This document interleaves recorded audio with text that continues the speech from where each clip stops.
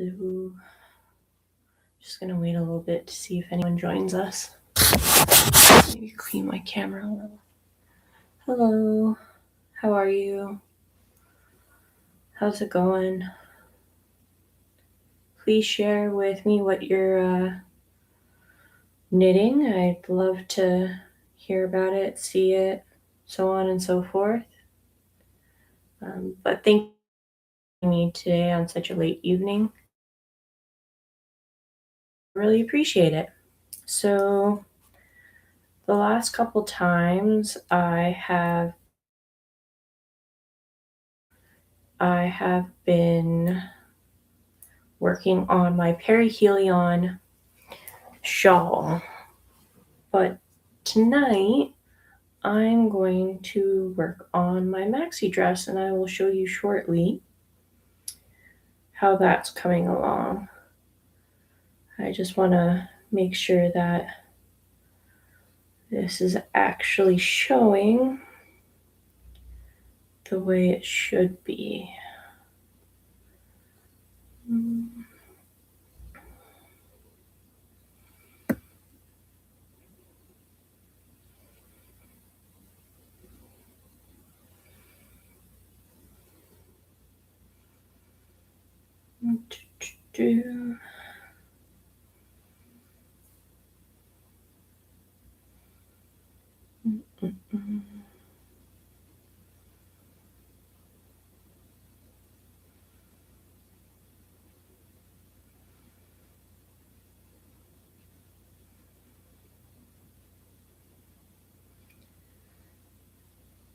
Well, it looks like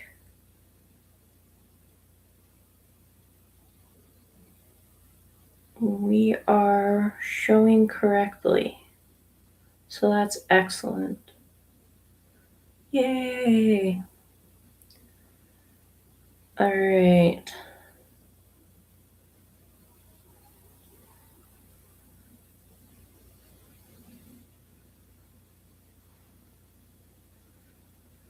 Alrighty, so this is what I have so far for the maxi dress.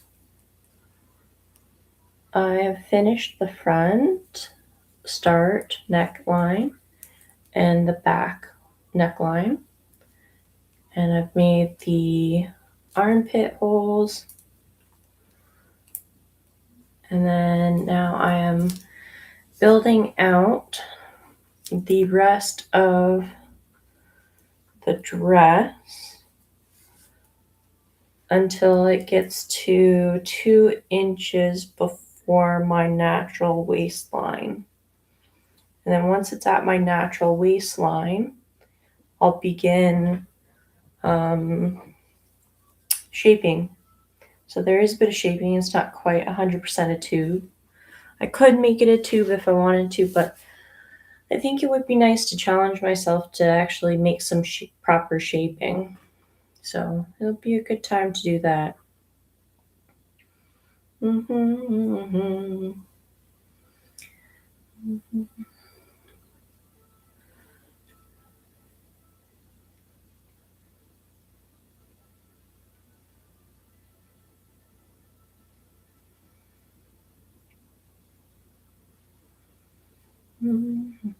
So yeah, we'll just be knitting along on here, and we'll just see where the night takes us.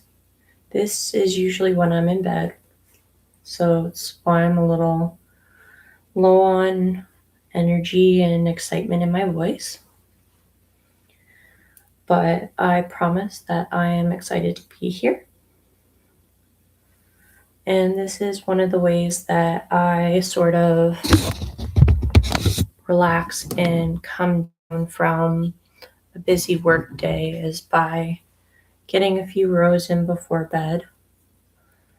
And yes, there are some nights where I actually say to myself, one more row.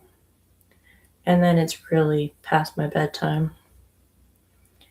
And if you think this is a bit early to be going to bed, please note that I do wake up at 5 a.m. or 5:30 a.m. to remain on a routine with my dogs. They are used to being up a lot earlier to be let out to go to the washroom by my partner. He generally leaves for work around 3:30, 4 a.m. So the boys are used to being up pretty early to go outside, and then they come straight to bed and start cuddling me for another hour or so. And then I'm up and we get them fed and go for a walk. And that's all around 6:30. And then I do what has to be done that day before going to the shop.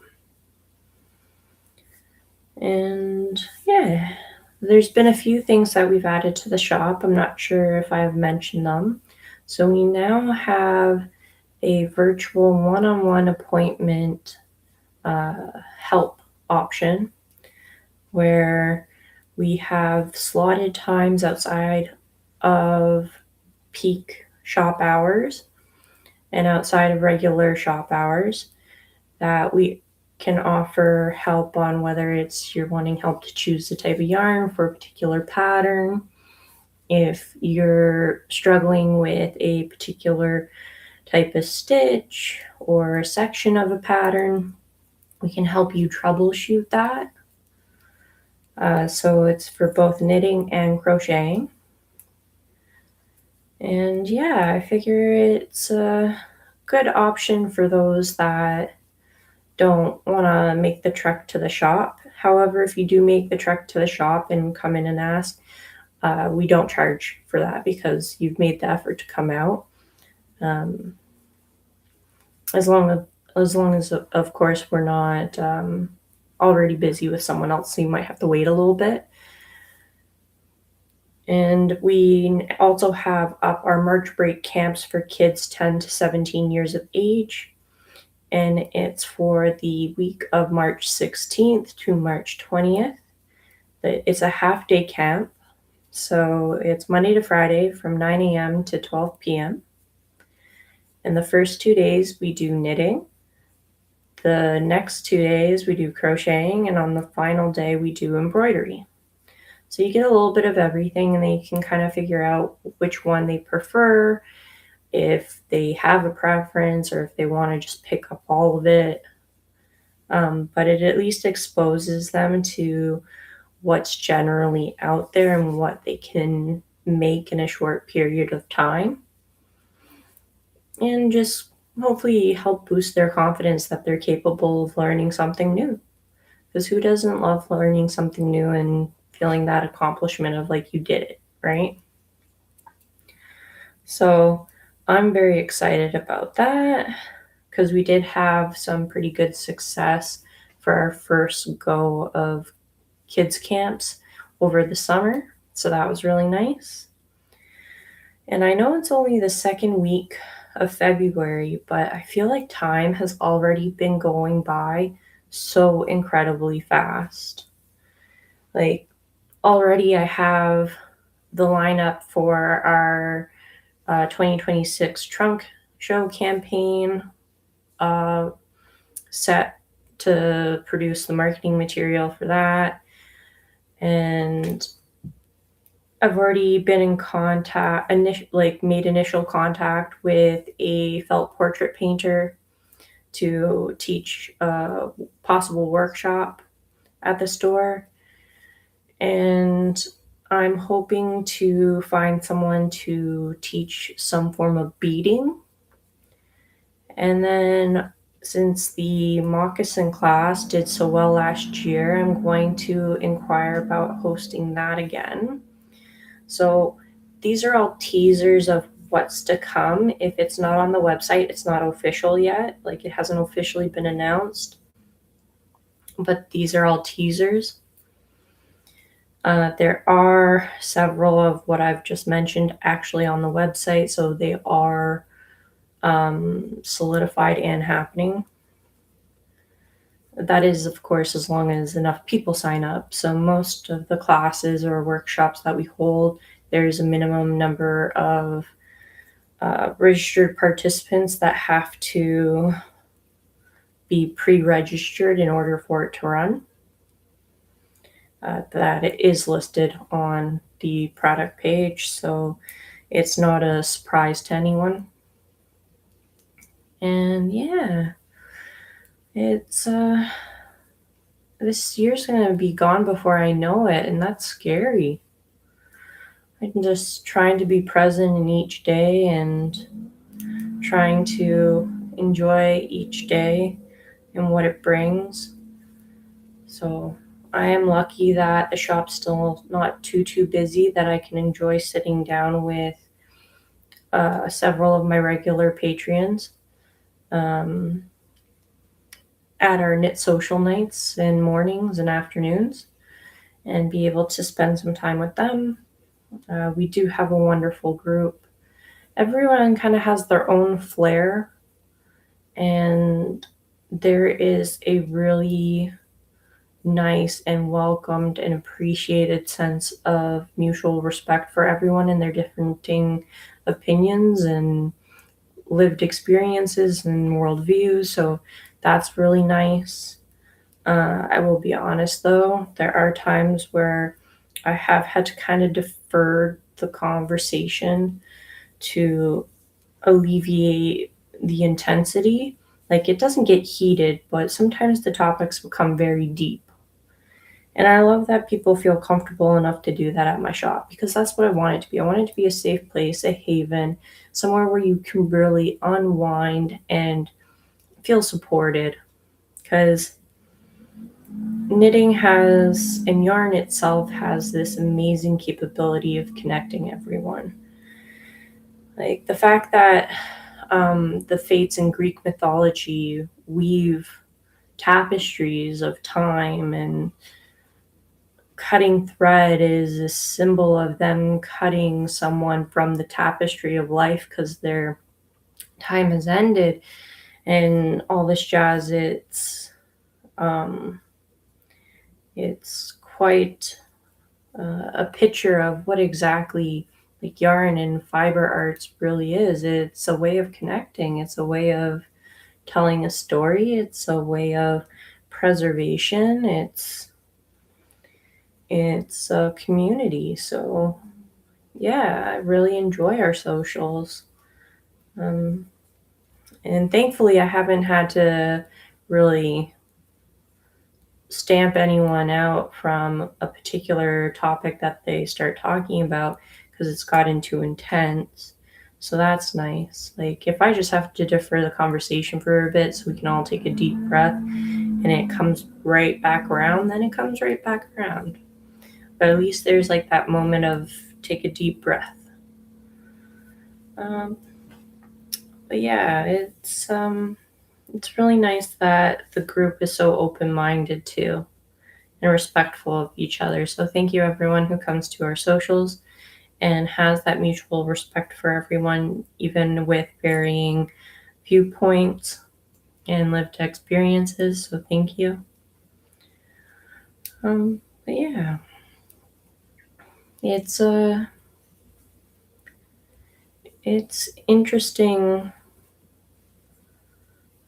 being back in retail for sure from a business shop owner point of view, because when I did retail for a short stint as an assistant manager, I didn't feel like I connected with my patrons in this way, the individuals that came to the store, but at the same time, it was an athletic retail shop. So people were literally coming in to grab their stuff and go. They weren't looking to actually talk about creative components or brainstorm or feel and touch different textures.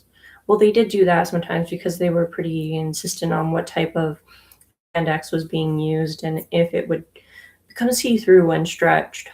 So I can't really say that they weren't coming to touch and feel the athletic wear, but there's something different about perusing yarn. There's a different mindset of coming into a craft shop, I find. Not that it's any better or worse, but it's different. And it's a different I quite enjoy. Because I will say, when I was an athlete, when I went into those shops, I was more so looking for, like, okay, utility. What will keep my boobs from bouncing about a bunch and hitting me in the face when I'm running or on the trampoline? Like, what's going to keep me the driest when in a hot gym in the middle of the summer of 30-degree weather with humidity? Um, it wasn't so much of like wow, this is a place I want to be and sit for a bit and relax. That's for sure. I've never once gone into an athletic retail store and thought, I'm going to sit here and relax for a bit. Craft stores, some. Yarn stores, like local yarn shops, definitely. And I love that. Love it. Speaking of community and the arts, I know I mentioned this last time that the Oshawa Arts Association is looking for two individuals for two um, volunteer positions, I believe, on their board. Community events coordinator and um, public relations director or something like that, or communications relations director. Um, but yeah, so if any of you are in the Oshawa area and really have uh, want to help the art landscape of Oshawa, definitely look into it. It could be a really good um, opportunity. It is volunteer though. Yeah. And I'm going to the TMU Landmade like fiber educational kind of conference. So it's 2 free days of guest speakers, market, workshops. The Ontario Fiber Shed's going to be there, Lickety Split Yarns, and a few other farmers are going to be there. So that's happening March 6th and 7th, and it's free downtown Toronto. So if you want to have a little peruse about, come join. And then March, so that's March, the beginning of March, and then the end of March, there's Knit City Toronto. So it is much bigger this year. This year, it is at the Enercare Center, which is basically where the X is held, like the CNE. Big kind of convention, almost like state fair sort of area. And it has been releasing who are the vendors over the last couple of days and weeks. And it looks like there's going to be a lot this year. So I'm pretty happy I'm going 2 days in a row, the Saturday and Sunday. It is more of a work, like walk around and introduce myself to the dyers and schmooze and see what products they have and what would be good for in the store. But it's a vibe. It's definitely has a buzz, whether it's caffeinated buzz or not. It definitely is something that will have you skipping through the aisles, being like, okay, round 1 is scouting, round 2 is buying. And the dyers generally have a event specially dyed skein, so like a one of a kind. And there's been several really beautiful ones.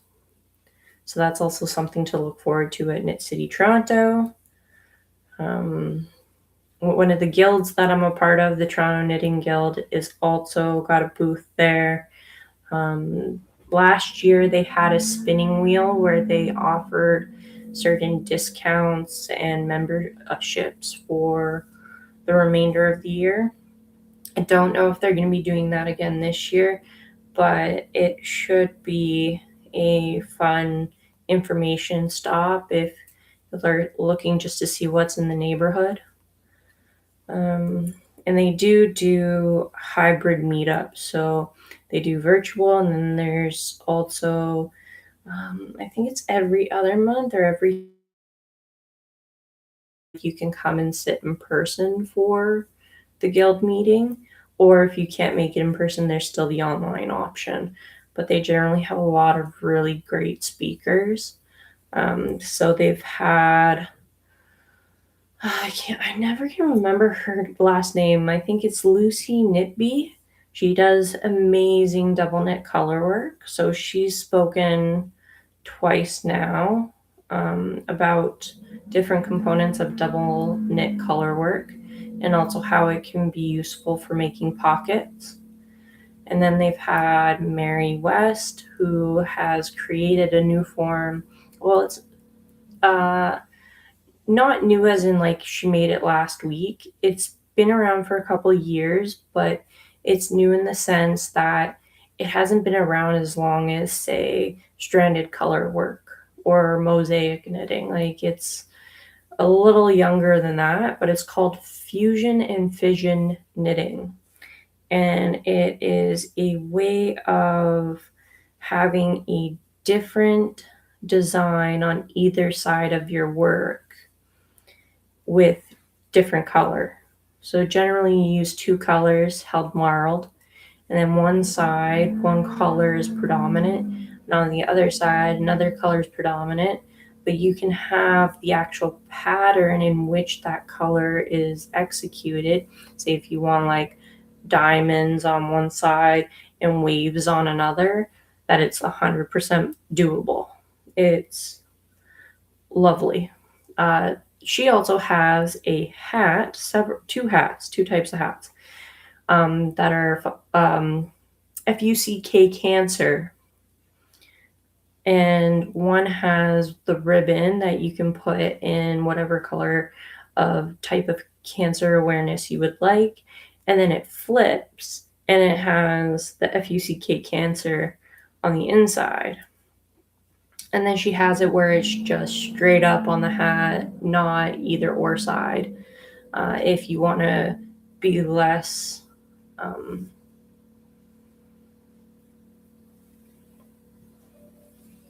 sneaky with when you show that off. So she's been a speaker at the TKG meetings. Who else has there been that's been really awesome? Whose names I can remember, because I know there was one artist who talked about embroidery for embellishing knitwear, and she is quite popular. I think her name was like Fiona something. Not last name something, but Fiona and last name I am forgetting. And they've had, I think his name is Kirk Dunn or something like that. But he is also known as the Knitting Pilgrim. And he did this beautiful, huge Pride Initiative like tapestry that was hung from a church bell or town tower or something like that. And he's extremely talented and talks about the history of knitting and other components that I definitely could not talk on, but like super educational, different viewpoint on what knitting can mean, more of like a spiritual side, I guess, in a way. There's been quite a number of different people that have shown up to talk for the TKG, but they're really excellent with the type of speakers that they bring in and what type of information is provided. Considering it's just a guild, it's a fantastic guild. It's also, I believe, the closest one to me because the Durham region or Whitby Guild, I believe, is not running anymore. Or if it is, it's not as active. And that's a little unfortunate, but I get it. It's generally all volunteer based. So unless you have like really, really committed volunteers that are willing to really stick to it, it's difficult having a guild to maintain. So the fact that that guild was around for, I think, at least like 5 years or so in the Durham region, I've got to give them credit for hustling and volunteering their time for that long. So, ladies, pat on the back for y'all. Like, volunteer management, like volunteering to manage a entity is a lot. I even have had certain occasions where I've committed to a volunteer position that was open-ended, and life just gets the better of your time and your schedule, and then you kind of drop off. Like, it happens. So the fact that several are able to stick to it for so long, like, I praise you. But yeah, so that's fun. They'll be at Knit City, Toronto. There's a whole bunch of pretty awesome vendors going. They're not just from Ontario, but from Quebec as well. And I think there's a few from Alberta that are coming by.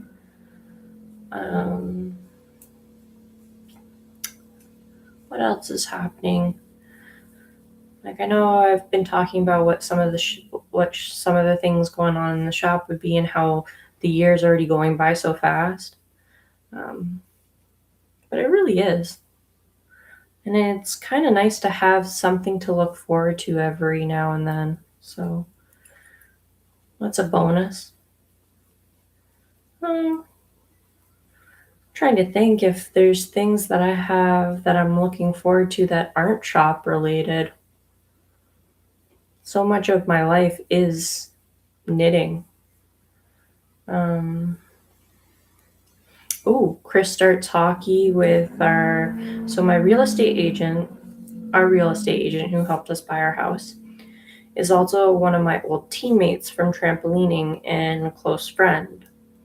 So he actually plays hockey out here in Oshawa during the summers, and Chris is going to play with him this year. So that's something to look forward to because I always love watching Chris skate. I don't know, there's something about the way he skates that's absolutely breathtaking. He doesn't just skate, he floats. Like, it looks like the most effortless, and like his skates must not even really be touching the ice. It just looks like he's gliding so hovered above, like, I don't know. I'm not doing a very good job of it, but he can also moonwalk on skates. So I love watching him in his element because he used to be a competitive hockey player and lacrosse player. So seeing him kind of doing that again, not necessarily at the same level, but in that regards, it's nice. Like, you can see kind of that old, like, younger boyish side of him come out, which isn't hard to find. Like, he acts like a child 95% of the time, but it's a different type of glow that he gets from playing. So that's something to look forward to outside of the shop. The better weather means more hikes with the dogs. So we'll be hitting up Harmony Creek Dog Park a bunch. It also means that I will be more active, uh, less hermiting in the house due to cold weather. Oh, it's not really shop related, but it's not yarn related. Sock Madness. So on Ravelry, there's an event called Sock Madness that happens every year. And this year, I believe, is year 20 that it's been happening. And it's essentially a speed knitting contest, but you're on teams. And regardless of if you end up eliminated, you still get access to the patterns that the competitors that are moving forward.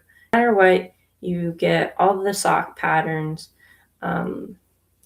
Just generally, they encourage you to share about the event, like chat online with the other competitors. And it's another way just to meet like-minded individuals in the yarn community. Also, it's a great way to challenge yourself if you're not familiar with all the different types of sock techniques that are out there, because they provide you with patterns that generally have, whether it's a different heel construction or a different type of way of doing socks where you almost do it like the Musselburgh hat, where it's like toe up and then you don't cast off and you keep knitting and then it becomes a cuff down for the other one. So it's like a giant weird worm. So there's a lot of fun challenges that come with Sock Madness in that way, and it's free to register. And I believe, no, I know that registration is open right now, and it's open until this Saturday, like all day Saturday. So until Sunday hits at 000 across the world, you can register anytime on Saturday and before Saturday. So if you want to kind of challenge yourself with some fun sock knitting, that's an excellent way to do it. What else is coming up that's exciting? So hiking with the dogs, warmer weather. Oh, my family, so my sis, my parents, and I, we have been doing a potluck, monthly potluck, where each of us brings either a side, a dessert, or a main. And it's actually a really lovely time because it's less stress when each person has a dish that they're responsible for. It's not just the host house that's cooking everything. So it's really nice. So that's something that I'm really looking forward to. We don't have anything planned for this month, and I don't know if we will do one this month, but we will for sure be doing one in March. Yeah, and I don't think there's too much else on my radar at this exact moment that's happening. And I'm not gonna lie, I'm okay with it. It means I can knit more. Well, let's be real. I'm gonna knit whenever I can knit. If I sit, I knit. I'm like a cat that way. I have some more time to journal, have time to color, sketch, do my junk journal. So it's not junk journaling, it's scrapbooking, but my scrapbooking includes like movie tickets and selfies of us at that event type deal. So in a sense, it's kind of like junk scrapbooking, but not quite. And then, yeah, just some R&R and brainstorming. I'm always brainstorming ways to continue keeping the shop relevant and offering as much as I can. So, yeah. Well, I'm coming to the end of my row here. And I do need to measure how long this blue stripe is because I want this section to be 6 inches. And I know from the underarm from measuring myself. I need to knit about 7 inches from the armhole. I'm not sure how much this blue actually is. I have a feeling it's probably about like 4 inches, maybe. But I'm gonna pack up. I will be measuring that tomorrow. Also, I have these really cute stitch stoppers. They're from Pine and Pearl. And they're little white kitties. Kitties. We do have a bunch of really cute ones like this as well from Fox and Pine on the store website. But yeah, thank you for joining me. I really appreciate it. It's been a great time seeing everyone and chatting and knitting like normal. And have great sleep, everyone. We are signing on late again tomorrow at 9:30 just because our socials on Thursdays sometimes don't end till 9. So yeah, looking forward to seeing you guys tomorrow night. All right, take it easy, sleep well. Thank you for joining me. Bye.